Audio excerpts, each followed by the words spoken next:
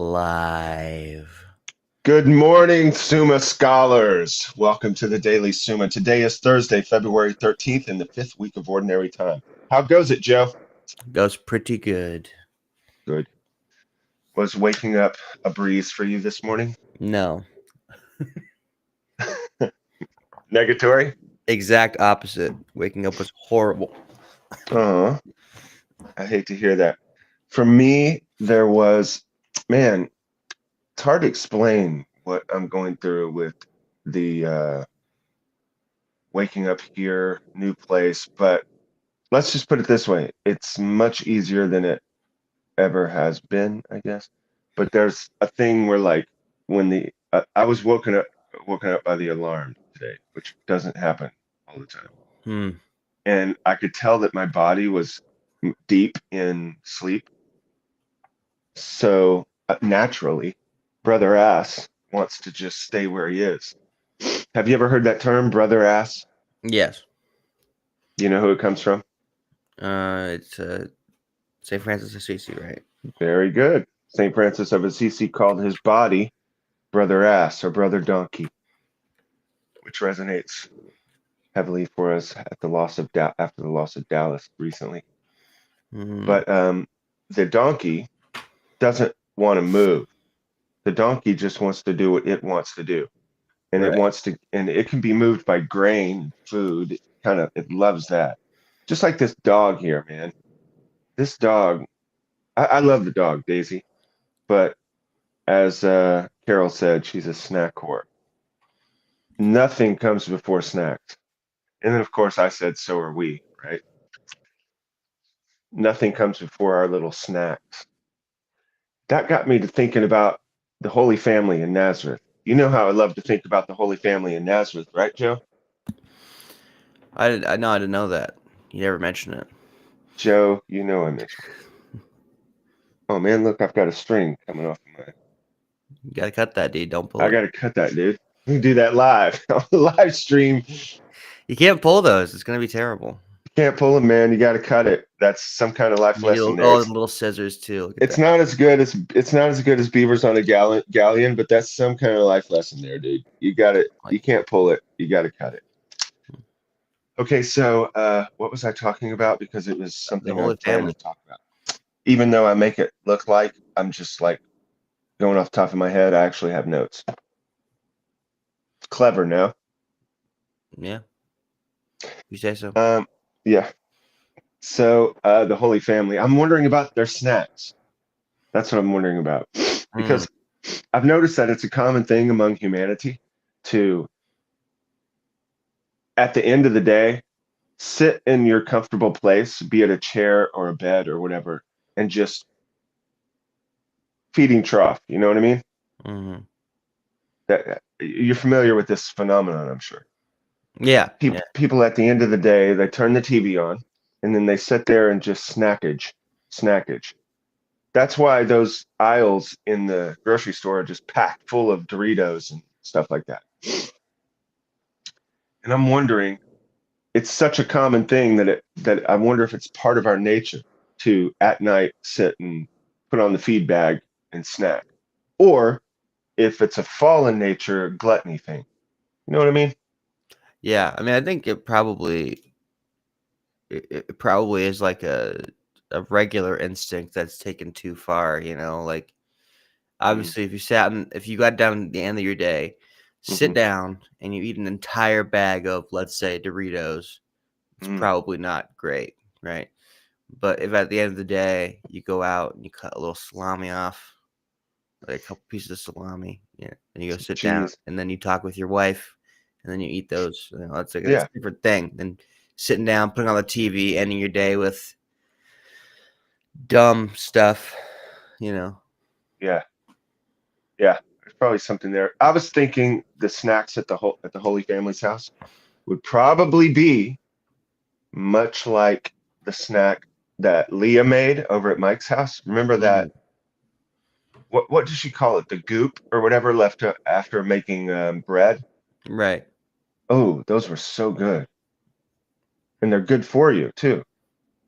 She just Yes. took the extra stuff from the I keep wanting to say the mother, but the what is it that you make The bread out sourdough? of? Sourdough stuff, extra stuff.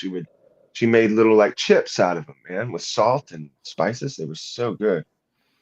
That's just like using your extras wisely. That's economy. Mm. That's economy. I think the root of economy is Greek, uh, ekinoimie. I may be saying the last part wrong. I may be saying the first part wrong, but it it has to do with your house. It's ordering your house. Economy was originally the idea of economy is primarily the woman ordering the amount of things that come into and the amount of things that go out of and that are consumed in the house.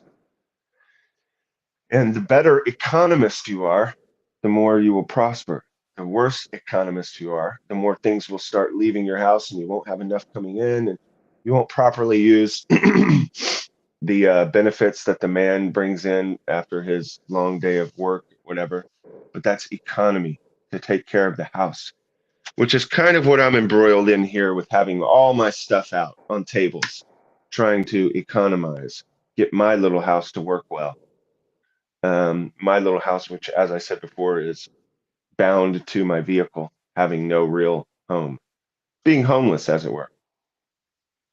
Sounds good, doesn't it, Joe? Did we lose Joe? Oh, sorry, I was muted. I said no.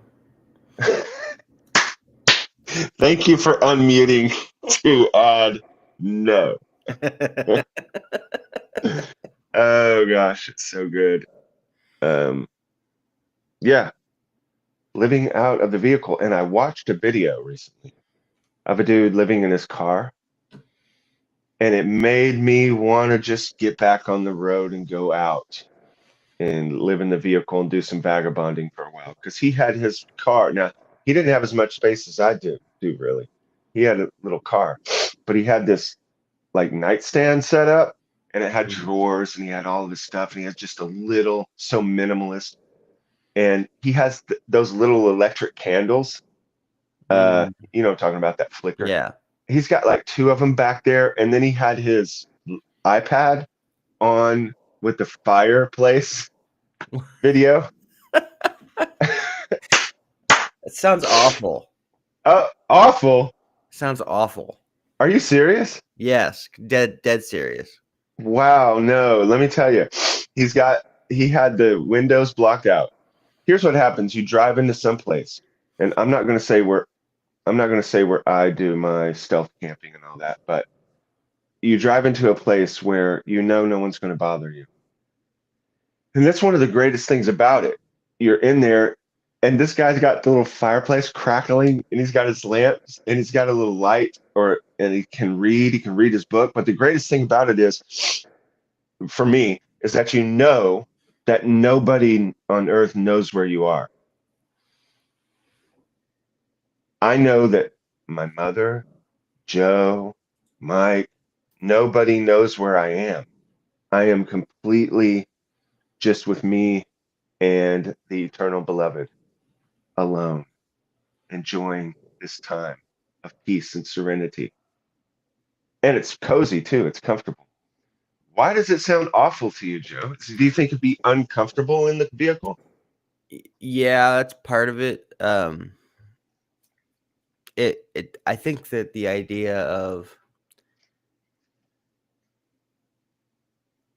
the idea of eternal camping, it just sounds miserable. Like I could do the car thing. I've done the living out of your car thing for brief stints.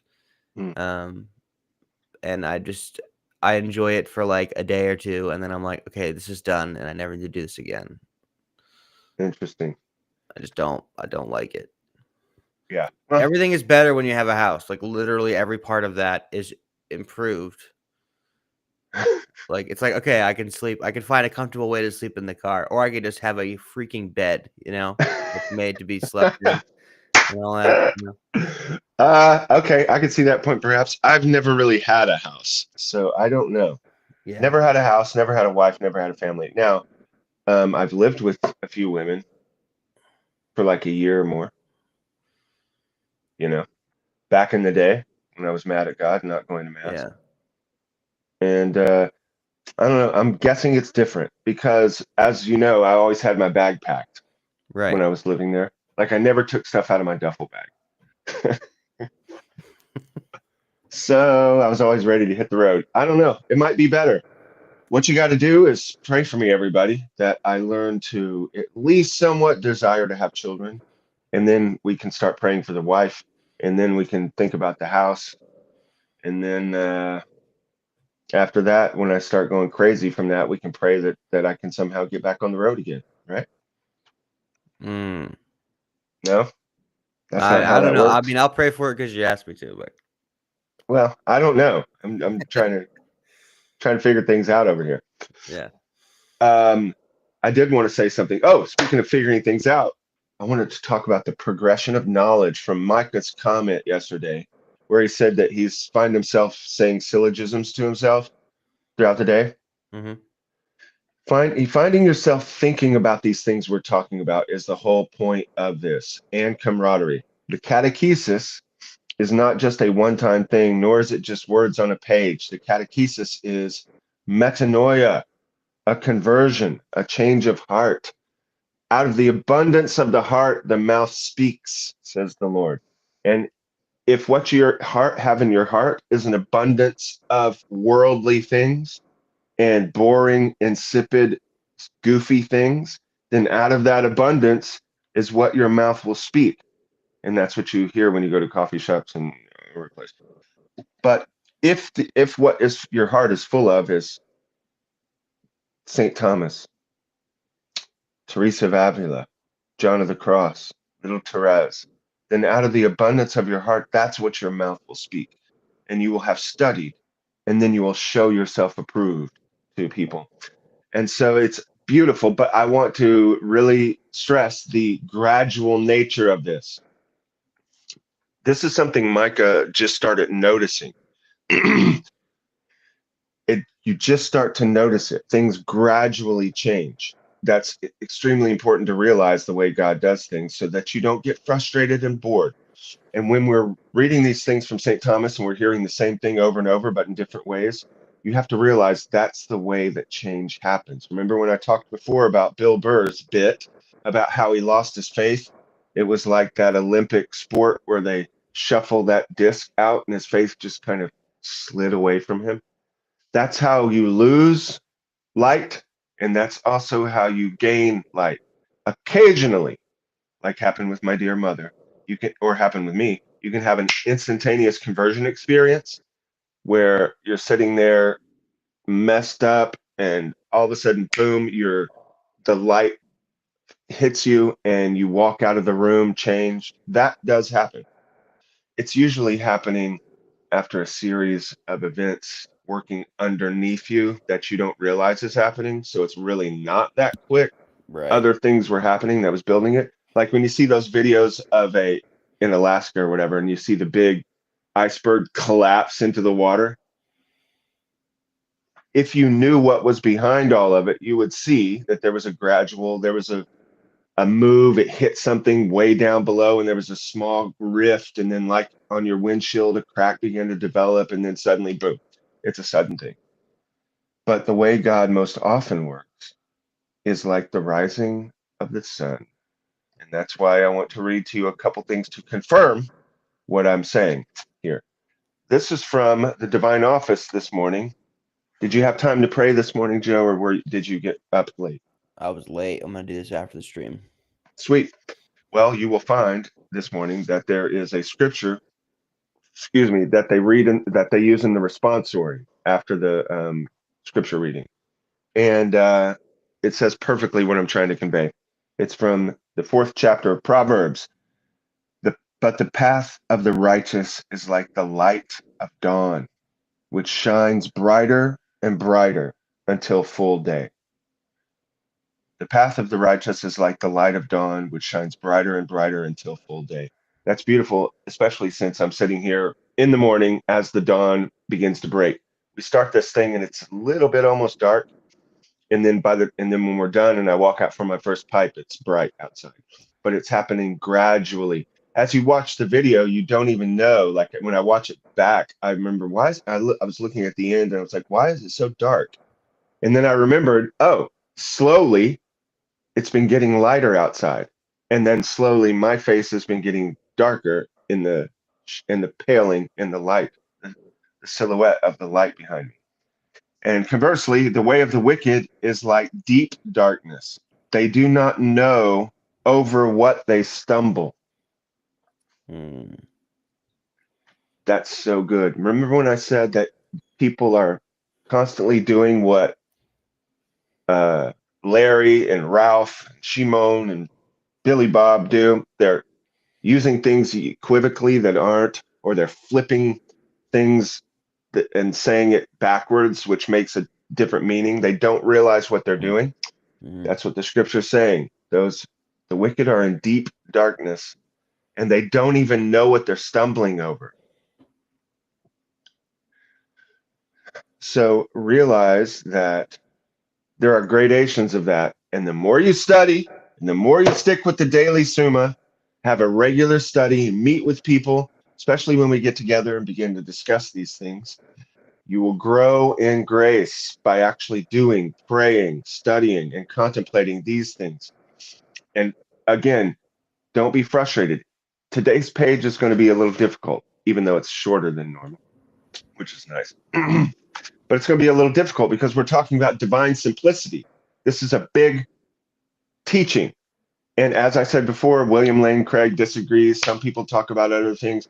The Franciscans have a different way of explaining it than the Dominicans. There's deeper things that you can go into this. We're doing a quick flyover. So don't be frustrated if I start saying things and you're like, wait, what is that? Wait, what? I'm trying to. That's how it works. Slowly, the light of dawn comes. And finally, I will read something from Brother Lawrence, one of my favorite books, Practice of the Presence of God, which I highly advise everyone to read. It's a series of just little letters that he sent out to people. He lived back in the 1500s. He was a Carmelite monk. But listen to this first paragraph of his ninth letter. The enclosed is an answer to that which I received from blank. They don't tell the person's name um, out of kindness to them. Pray deliver it to her. She seems to me full of goodwill, but she would go faster than grace. She's full of goodwill, but she would go faster than grace. One does not become holy all at once. I recommend her to you. We ought to help one another by our advice, and yet more by our good examples. But that's such a good phrase. She would go faster than grace. Mm. You, I see this often with, especially people usually in their 20s or something. I did it too. You want to make these bold proclamations of change Mm. because you realize you're goofy, and then you realize kind of that other people realize you're goofy, and that's a shtickle embarrassing. So you want to come in one day to the cigar lounge or whatever and say, guess what, guys? I was praying last night and the Lord just showed me. He just showed me that I have this certain problem and now I'm changed. And everybody's supposed to go, wow, praise God for what he's done in your life. And really what the older men are doing is going, okay, Mm-hmm. okay, well, that's good, buddy. Because we know from experience that it doesn't happen like that. And we know that you may have gained some insight into yourself, but it's going to take a while to work out your salvation, and Mm. that with fear and trembling. Okay, um, I let's get into some Thomas, and then I'm going to I'm going to read to you a little bit, just a few back and forth of a conversation on text that I had with Dr. Rebard, because it's so funny when you get Dr. Rebard, who is a PhD in philosophy, teaches at the University of St. Thomas, has been teaching for years and years. So he does this for a living and has done this for a living for decades. Peter Kreeft, who was his teacher, Dr. Rebard's Peter Kreeft student. I talked to Kreeft that time that we played chess and told him that my teacher was Dr. Rebard, and Peter Kreeft go, "Oh, he's brilliant." Mm. So Dr. Rebard is brilliant, and to hear his brilliance and then Craig texting, it's a beautiful contrast. All right, let's go up and we'll just start again at the top of the page and review what we've done and then hit reply to objection one. He said of whatever, let's go into the first actual sentence, 4 lines down. And so, and so, since God is absolute form, or rather absolute being, he can be in no way composite. Hillary implies this argument when he says, God, who is strength, is not made up of things that are weak, nor is he who is light composed of things that are dim.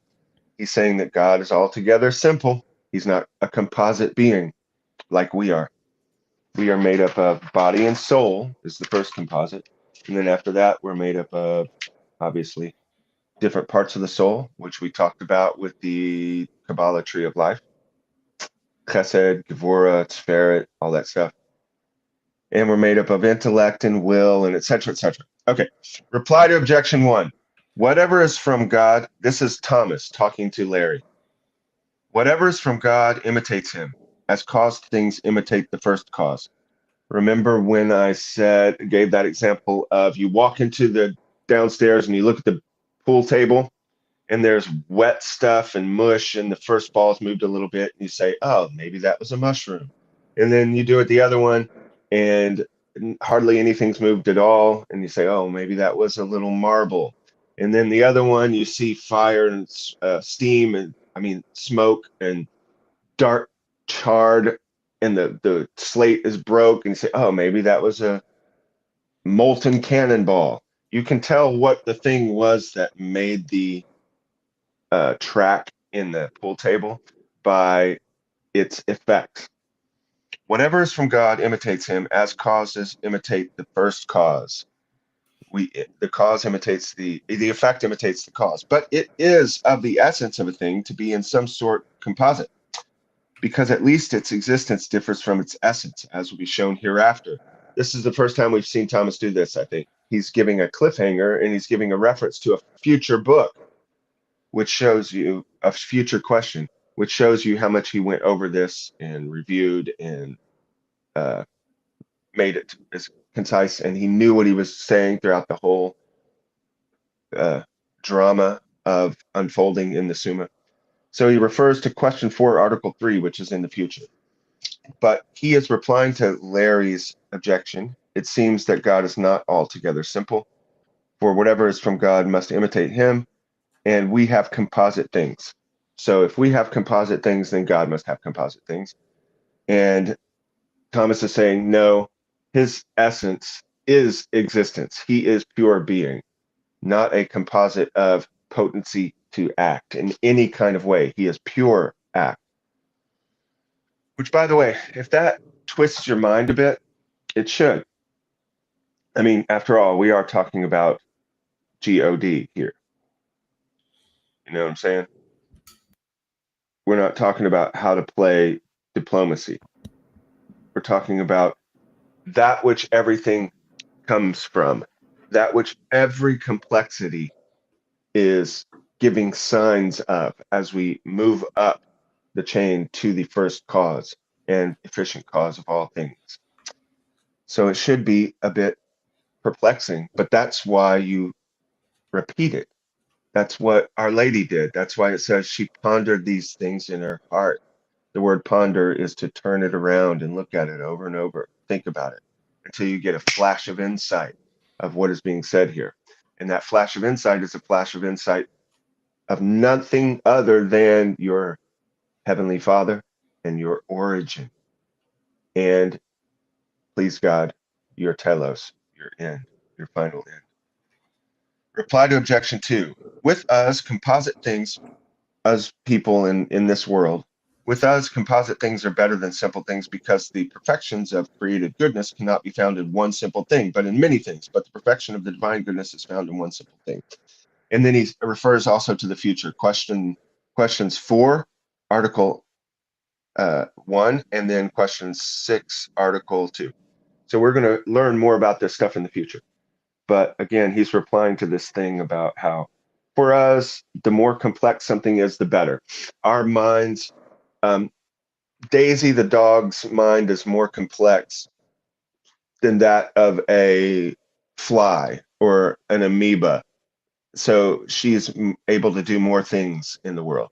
My mind is more complex than Daisy's. Do you have a joke about that, Joe? I mean, nothing No. canned or anything, but Yeah.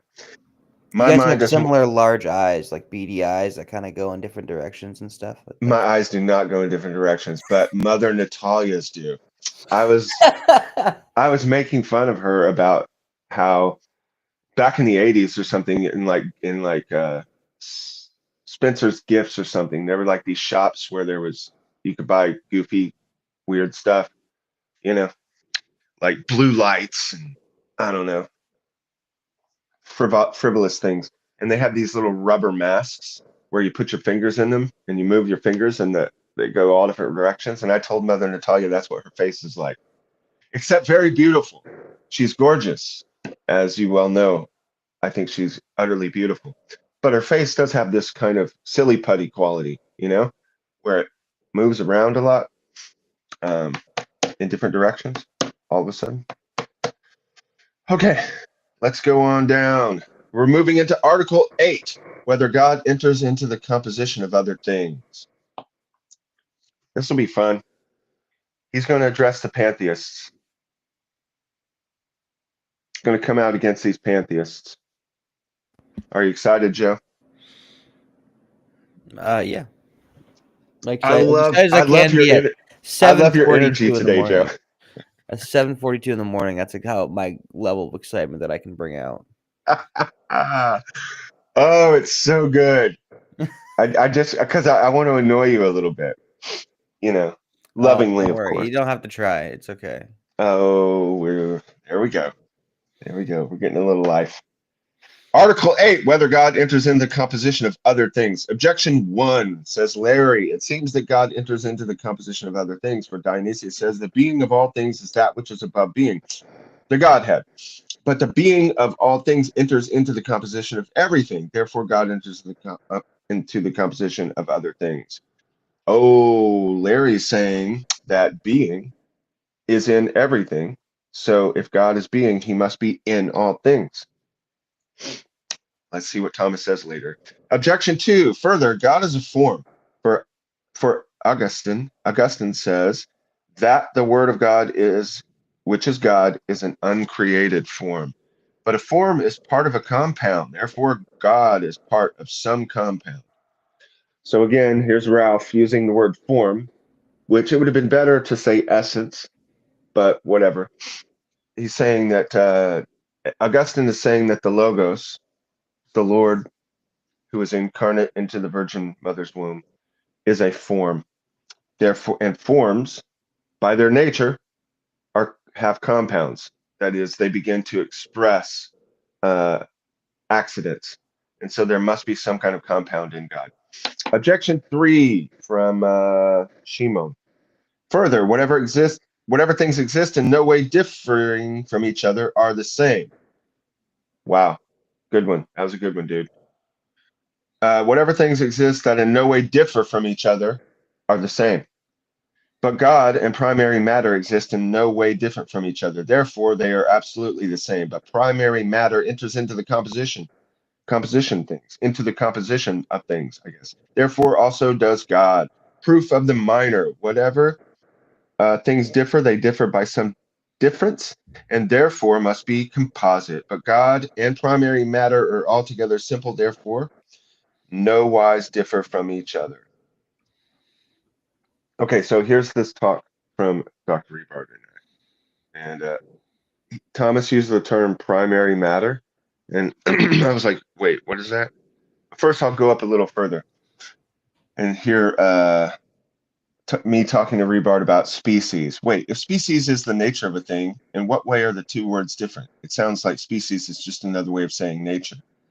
Oh, nature is the general term and species is specific, perchance? Species is a specific nature and not in the sense of a suppositum.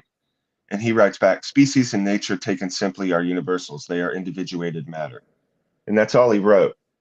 Like he just, boom, puts the little thing and doesn't go long-winded. And then I said, as an aside, it is interesting thought to consider what Father James Brent says about matter. He says matter is the universal substratum of pure potentiality. He says this is what Thomas would say. In our world, we do not see matter except as forms. But when God created the universe, scripture has it that ha'eretz tohu vavohu, the earth was without form and void. And then Rebard writes back, yes, for a fascinating reading on this passage, see Leon Cass's book, In the Beginning. Then read Founding God's Nation on Exodus. That's what I love about Dr. Rebard. I brought this little connection that scripture says that the earth was without form and void, that matter was just floating before form entered into it and started creating cats and dogs and different things. But it does say that there is just void matter. And then he comes back immediately with two books that immediately address this thing that he's already read and assimilated. Beautiful. And then I said, it's also fascinating to consider that Aristotle and Thomas would say that matter is potentiality until it collapses into act. And that's what we have discovered about the quantum realm. Everything is in potentiality until observed and collapses into a specific act. Schrodinger's cat thing. And then he writes back, collapses with 5 question marks. I know nothing about this. And that's all he wrote. I love that he shows me what he's curious about, the word collapses. And then in humility, he says, I know nothing about this. Like what he knows, he's going to give to you. But what he doesn't know, he's going to just tell you like a grown man. I don't know. I think of the times I've watched our brother Yaakov teach Daf Yomi, and sometimes he goes, I don't know what this means, and just keeps going. I'm surprised. There are a couple times in here where I said I'm not quite sure how to express that best, but I'm surprised it hasn't been more often that I just go, you know what, guys, I don't even know what this is talking about. But again, this is milk of the word. This is simple stuff. This is supposed to be simple stuff. I'm sure we'll get there. I'm sure we will. And then he goes, and then I ask him about this term primary matter. Primary matter, question mark, does each substance have its own primary matter? What is primary matter? And he writes back, every material substance. Yes. Sounds to me an odd way to express this.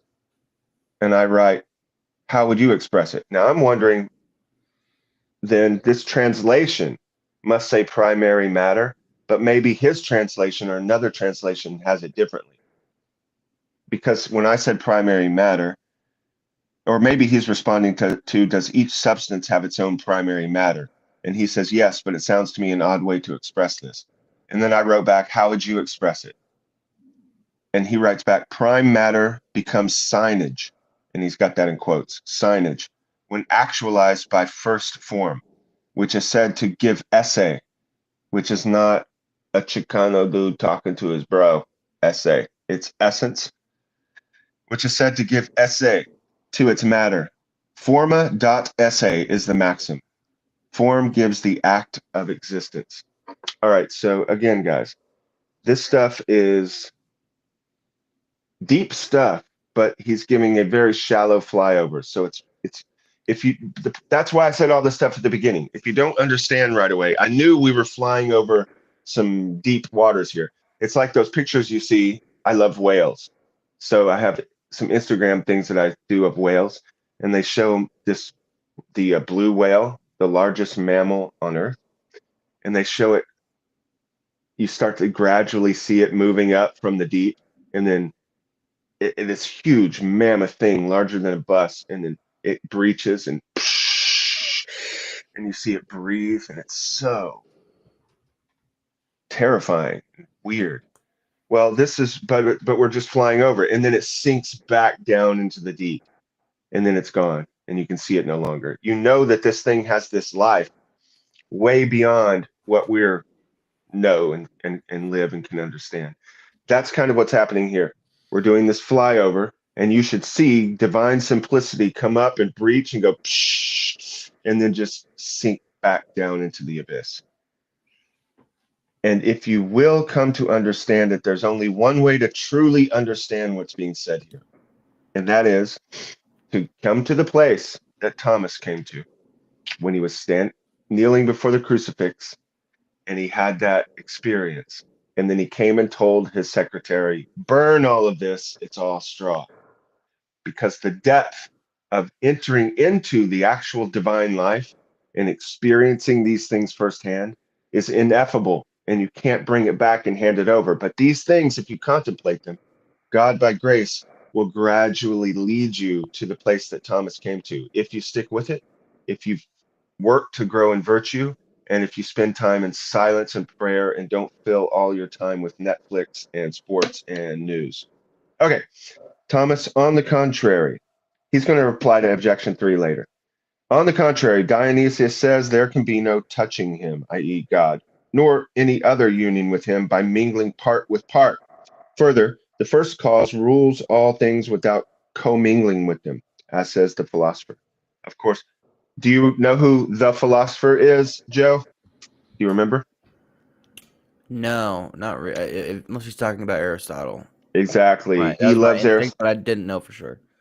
Yeah, he loves Aristotle so much that he just honorifically refers to him as the philosopher. Anytime he says the philosopher, he's talking about Aristotle. He also has nicknames for other people too. But there's one thing to realize. Bishop Aaron talks about this on his video about St. Thomas Aquinas, which I highly recommend you watch. It's so good, and it's not that long, 15 minutes, 20, I don't know what it is. But he says that in the time of St. Thomas, Aristotle was kind of a no-no to study, that there had been more than 2 popes that repudiated the study of Aristotle, that you shouldn't study Aristotle. Aristotle bad. Aristotle bad. So for anybody who's watching this who isn't Catholic, they're like, but I thought the Pope was supposed to be infallible. Sorry to do this for all you Catholics watching because this is old news and so boring, but just in case.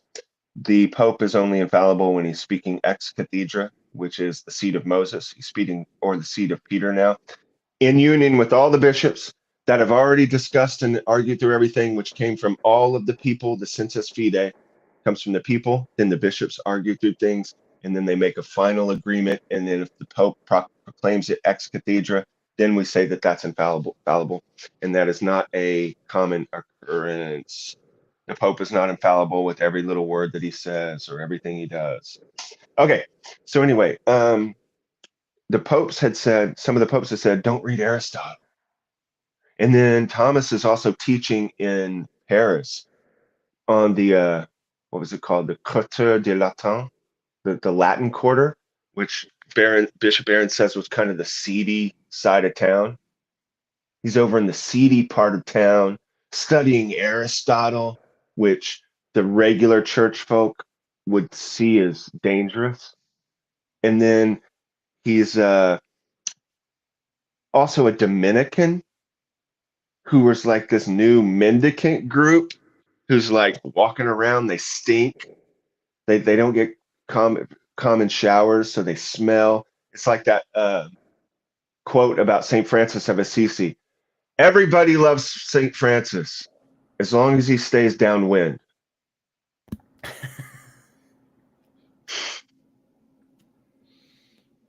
Or Tolstoy in his story. I'm trying to remember what it was. There's the guy who he's like a journalist, I think, and he writes. He's very adamant to write for the cause of the immigrants and the poor, right? He advocates for them, and then he gets captured for something I can't remember what, and he gets put on a train to Siberia, and he's with all those people that he was always sticking up for as a journalist and a writer, Mm. and then he's like, he's like trying to get away from them, and they're ignorant, and he doesn't want to talk to them. It's so good, dude. It's like we do just have to realize that dynamic. You read something and it sounds beautiful in your mind. I remember my dad talking about working on a church once, and they said, please hide the fact that all this work's going on. And the pastor said, because the old ladies here just want to believe that it all happened by angels or something. He was like, they don't want to see the dirty stuff. They just want to walk in and, oh, praise God, the church is, that's how we are. You have to kind of realize that about yourself.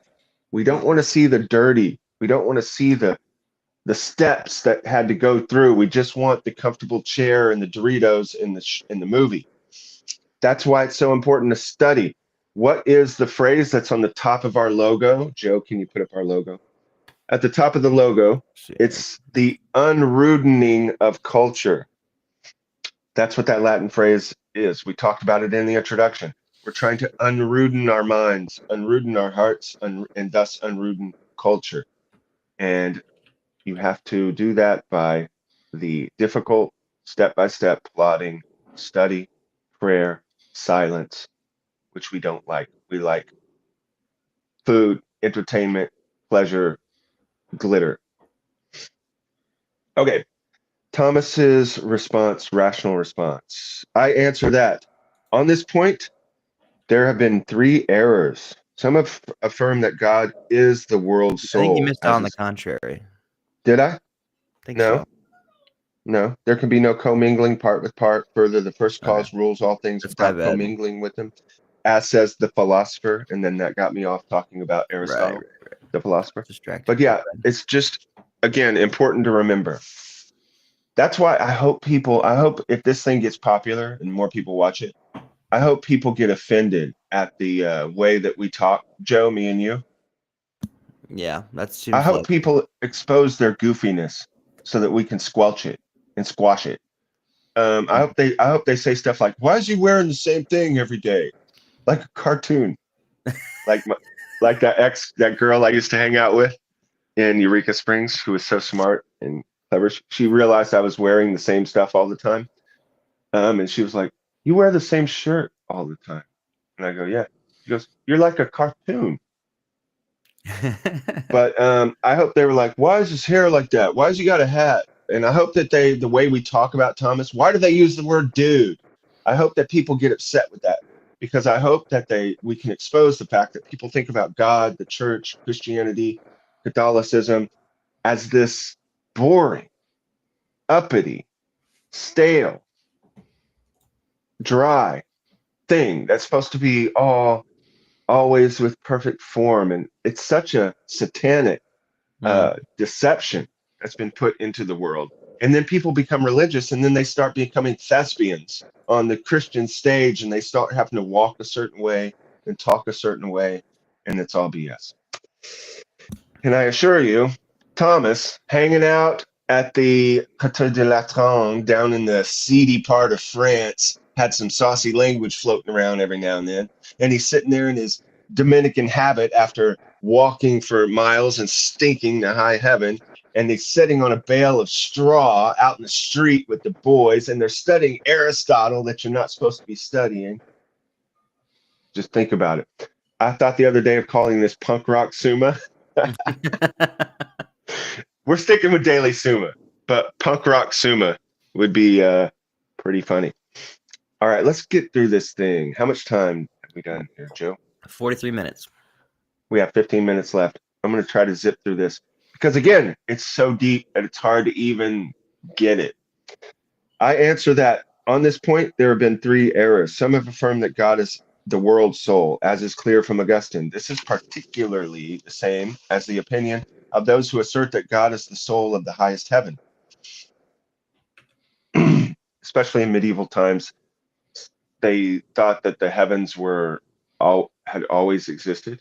In a certain there was discussions whether there was a steady state, if the heavens had always been there, or if they're made of some kind of different stuff. The heavens are made of different stuff than the earth. Mhm. There was debates about this kind of thing. Turning of the Again, page. others have do what? Turning of the page. Turning of the page, sponsored by craigkinsey.locals.com. Yeah, you got that down, dude. Yeah, thank you. I I think you're am, making man, I'm trying to get to the thing that we can get the locals going so people can start putting their quarters in the bucket. But I've had stuff blocking me each day, whether it's salting or whether it's stuff out or whether it's whatever days. Mhm.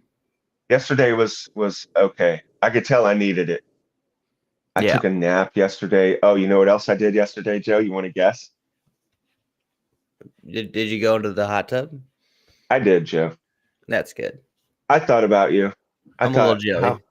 yeah, I was going to take a photo and just send it to you You could just have. to just to annoy you, right? And then, or I was going to look up this photo I have from back when the Sideshow Tramps were on tour, and we went to this hotel and they had a hot tub, and I'm sitting in the hot tub like this with the burdener on, my leather Mm, top hat.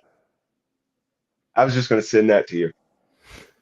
Anyway, let's get on with St. Thomas. Again, others have said that God is the formal principle of all things, and this was the theory of the Amaricians. I looked them up last night. They are basically getting close to pantheism, and it was a heresy. The third mm. error is that of David Dinant, who most absurdly taught that God is primary matter.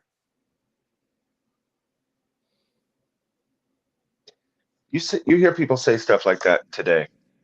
They'll say God is just matter. If you tell me that God is just everything I'm seeing, okay, I can accept that. What they've done is they've collapsed that word God, not not realizing or not expressing any of the truths of causality and how things morph from one form to another mysteriously. And they just say, okay, all this is one thing, a bunch of atoms, a bunch of material parts, which people are really not saying much anymore because of the quantum mechanics realization. That was a big Mm. deal. But they just want to collapse God and say, okay, well, this is God then. This cup is God. This pen is God. I am God. And that is extremely no and wrong. It doesn't get you anywhere. It gets you to no elevated contemplation. It's just slapping the word God on stuff. You might as well just say nature. It's a trick. It's a word trick. It's a shell game. Now, all these contain manifest untruth, since it is not possible for God to enter into the composition of anything, either as a formal or a material principle. Okay, well, if God can't enter into anything, why does it say, in him we live and move and have our being? What do you say, Joe? Can you see Uh, the problem with that? I know I'm springing it on you. If remember yesterday, Jeremy quoted the scriptures that say, in him we live and move and have our being. And then right here, Thomas is saying, God cannot, it's not possible for God to enter into the composition of anything, either as a formal or material principle. If God can't enter into the composition of anything, then how is it that in him we live and move and have our being?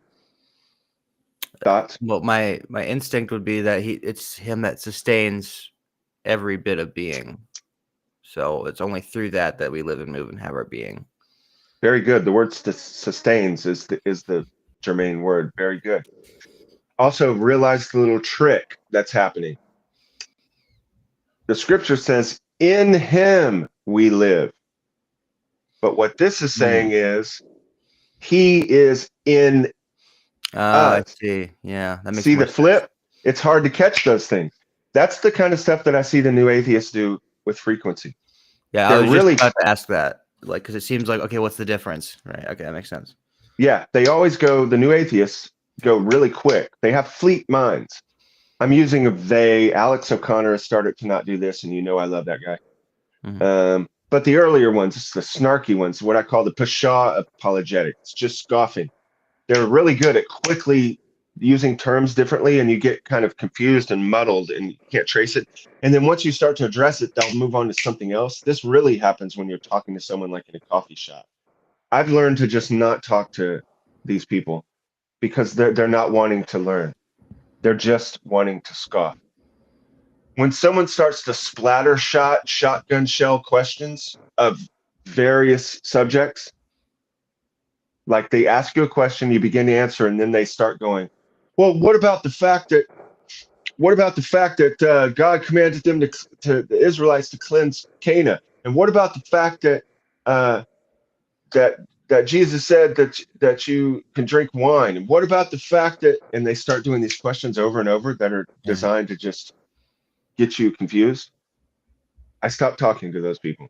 They have shown to me that they are scoffers and do not really desire to learn. We had an argument about this at the cigar lounge, I think, once, of whether you should talk to those people. But I say no. They've shown that they're not really wanting to learn. Uh, okay. First, because God is the first efficient cause. He's referring back to what we've gone through. Now, the efficient cause is not identical numerically with the form of the thing caused, but only specifically, for man begets man. But primary matter can be neither numerically nor specifically identical with an efficient cause, for the former is merely potential, while the latter is actual. Boy, that was a mouthful, wasn't it, Joe? Yes, it was. I'm going to be honest, I don't get it completely. Yeah, we already got there. That's good. Yeah, we got there. We finally made it. Oh, doesn't it feel good? It seems that you know what I might do? I might take that one specific sentence and send it to Mark McNeil and Dr. Rebard and then read out what they say tomorrow. Oh, that's good. I like that. Yeah, I like that too. It's cliffhanger also. But I think what he's saying is, like you said, God is sustaining this stuff, but he is not in it in the same way that we are in the accidents are in our form. You have the form of humanity, and then I, as a suppositum, am taking a specific form of humanity called Craig. And then the accidents, my hazel eyes, my salt and pepper hair, that adheres to the form and makes it manifest so that you can see it through this screen. So the accidents are in my form, and the primary matter, the beginning of those accidents, are in the form. But God is not in the forms in that same way. He is sustaining them as its efficient and first cause. That is very much, I think, what is being said, but the language of it is difficult. And also, this primary matter term is like thrown at us all of a sudden. So it's a little discombobulating. But did that make some sense, Joe? Yeah, I'm still pretty lost on it, but somebody smarter probably got that. Yeah. But we're going to go over it over and over again until we get it more and more. It is difficult, but he is trying to explain the reality that we see in the world, that there is matter. We all know that. Everybody agrees with that. Now it's starting to get confusing and complex because now we know that this matter that we see is not hard little marbles of particles, but it's actually a collapsed, discrete movement in an energy field. Mm. Do you know what I'm talking about with quantum mechanics, Joe? I mean, a little bit, but Yeah, I mean, yeah, yeah, enough to know kind of this isn't the first time you've heard it, something generally about it. yeah. We do know for sure, that if you get down low enough and small enough, that there aren't little particles there, but there's energy that's in the entire universe, apparently.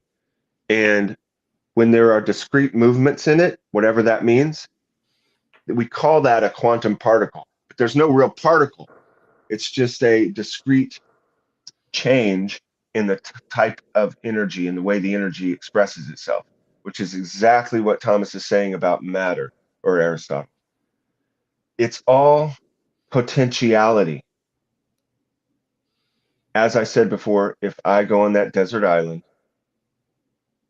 and I eat the same food that Daisy the dog eats for 7 years, somehow that matter, the same matter, we're eating the same stuff. Part of it, one of that transforms into Craig and the other morphs into Daisy. That's mysterious. We still don't know how that works. But the matter is not Daisy. The matter is not Craig. It's just because it could have been Daisy. It could have been if she would have if you had two different bowls and I ate from this bowl and she ate from that bowl. If you go back in time and start the process over and switch the bowls, so now she's eating everything I ate, exactly everything I ate for 7 years, and I'm eating I wouldn't suddenly turn into Daisy. It doesn't have to do with the matter. It has to do with my form. My form turns that matter into this form. That is crazy sauce. And that's what one of the main things Thomas is trying to show when he's talking about efficient and efficient causes, that the thing that you have to realize as you contemplate the universe is not so much the cue ball hitting the eight ball and something moving. What you need to contemplate is, how is it that the same stuff, matter, morphs depending on the situation into different forms. Where do those forms come from? And he's trying to use language to express that concept. When he says a form, he's not talking about a thing in the same way that this knife is a thing. He's using a word to try to express something we see happen every day with our senses. He's not trying to say, hey, believe me, there are forms. No, he's saying, look, there's a tree. That's the form of a tree. Look, there's a horse. That's the difference between classical philosophy and modern philosophy. Modern philosophy made a break with the feminine aspect. There's a divorce. Satan has been trying to divorce the male and the female so that now our intellect, the masculine principle, no longer has to agree with the feminine principle, which is our form and what you see, so that you can have someone believe and it makes sense to them to say, I, a man, am a woman, because I don't have to pay attention to the form anymore. I don't have to agree with the form. I'm not bound by forms anymore. I can just call this, that's nominalism. I can call whatever it I want to call.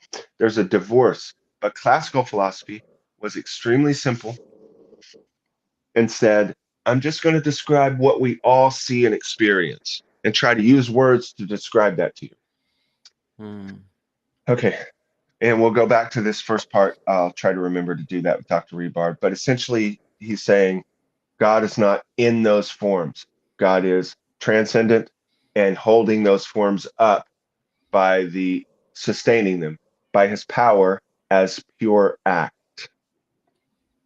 Second, because since God is the first efficient cause, to act belongs to him primarily and essentially.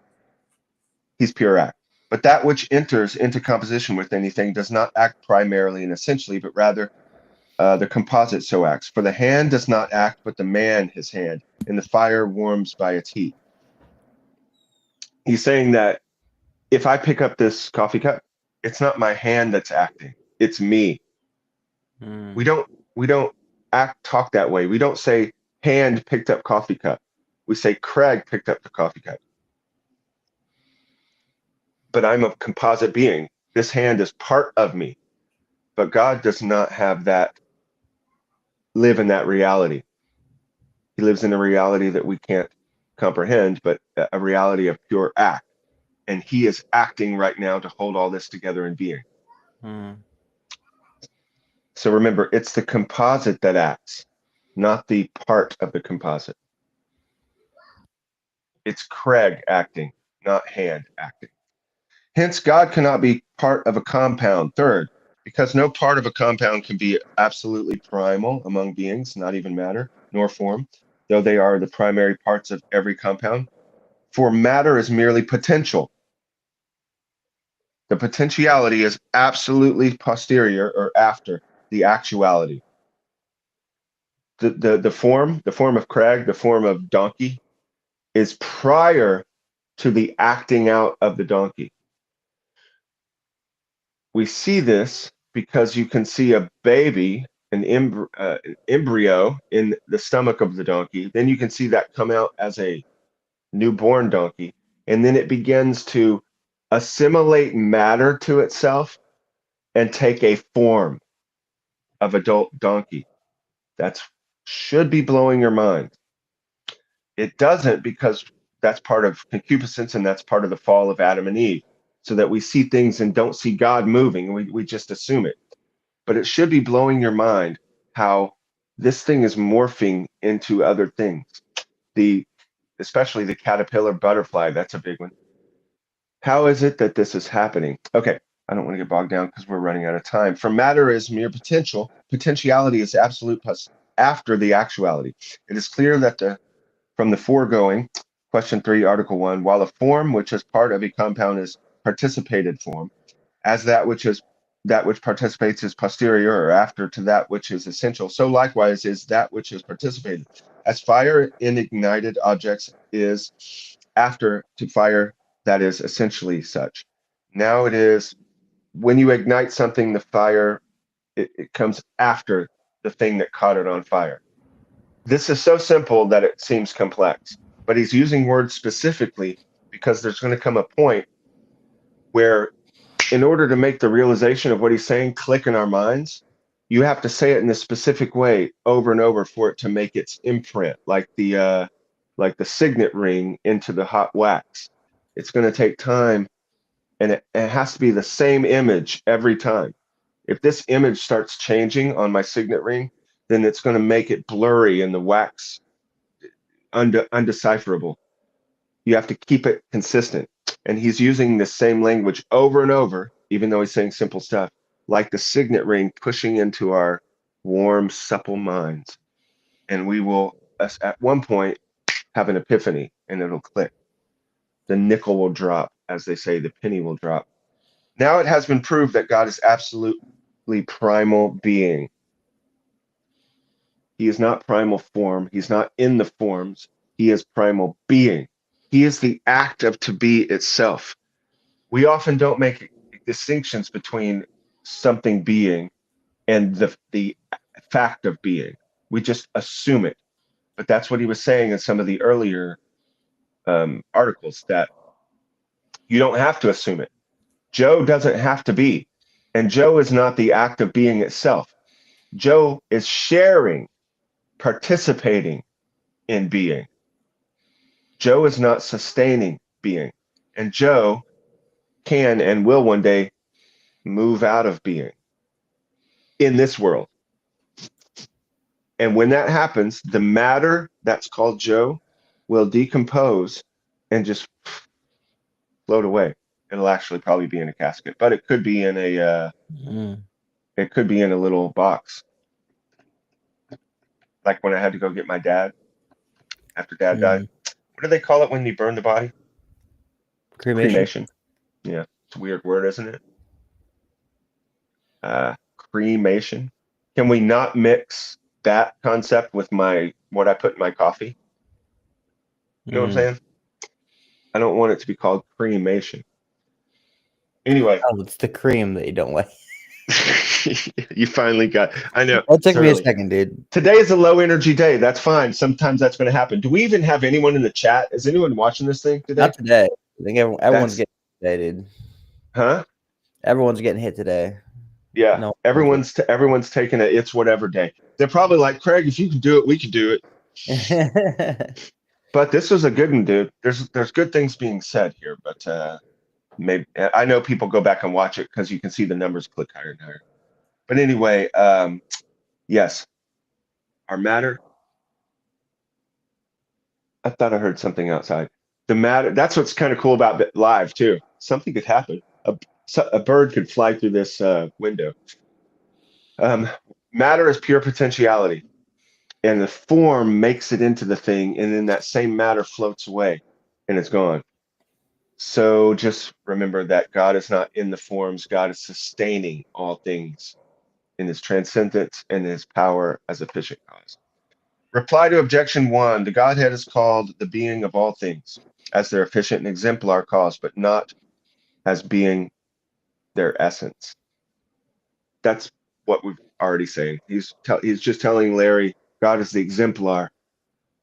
So even though we make likenesses to God, it's different because he's the exemplar and he is pure act. Reply to objection two. The word is an exemplar form, but not a form that is part of a compound. The word being the logos, it's capitalized. It's an example. The exemplar form, it's the example form, the first, and everything else flows from that. I could say more on that, but we're already over time. Reply to objection three. Simple things do not differ by added differences, for this is the property of compounds. Thus, man and horse differ. This is great sentence. Listen to this, Joe. Thus, man and horse differ by their differences, rational and irrational, which differences, however, do not differ from each other by other differences. Good one, Thomas. Hence, to be quite accurate, it is better to say that they are not different but diverse. Hence, according to the philosopher, things which are diverse are absolutely distinct, but things that are different differ by something. So remember the thing we talked about going into Paul's pottery studio and seeing all the cups and they're all the same. But if you look really close, they're all different. Right. They differ, even though they are the same. So you have different forms, the form of humanity, and we all share, me, you, Mike, White Bread, we all share the form of humanity.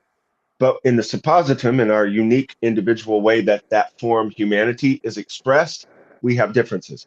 And that's what Thomas is saying, that there are differences, but there is also differences within the different forms. And so they're distinct. You have a distinct form, like coffee cup or plate. Those are distinct. And within those two sets, coffee cup and plate, you also have distinctions and differences among those. Therefore, strictly speaking, primary matter and God do not differ, but are by their very being diverse. Hence, it does not follow they are the same. Therefore, strictly speaking, primary matter and God do not differ. They don't differ in the sense that they are the primary underlying part or thing, but a primary matter has to do with individual forms, and God is the primary being that undergirds all of this. He is the efficient cause, final cause. He is pure act. All right, there were parts of that were easy, and there were parts of that were a little difficult. Now, look, what we're doing, Joe, we're going into a whole new question. We're done. We're done with question 3. That was it. Wow. Adios, question 3. Now we're going to go into the perfection of God. These things are the more esoteric. The goodness in general, that's going to be a fun one. Try to explain goodness. That's a classic philosophical problem because it's difficult to explain the word goodness without using the word good. Well, or using the term If you ask someone what's it mean to be good, they'll start going, well, it's like when someone is a good person, or it's hard to explain goodness without using the word good. Now he's going to go into the goodness of God in question 6. The infinity of God. I'm sure that one's going to be mind bending. But after that, we're going to start getting into the things of humanity. Oh, the power of God, the plurality in God. How is he a Trinity? So we've got a lot of ways to go to still talking about the very deep waters of what God is like or what he is not. And then we'll be moving into humanity, things about virtue, things about life on earth as a human, and then about Christ. So, and then back to God finally at the end, a good 6 or 7 years from now. Well, Joe, it's time to get out of here. We went over, didn't we? Quite a bit. That's so weird. I thought today would be a short one. I really need to concentrate on that, making them shorter. But all right, that's it. Well, brother, Do you have you have a anything? good day. That's it. You're good. All right. Remember, everybody, this is just straw. Go contemplate these things and see you tomorrow.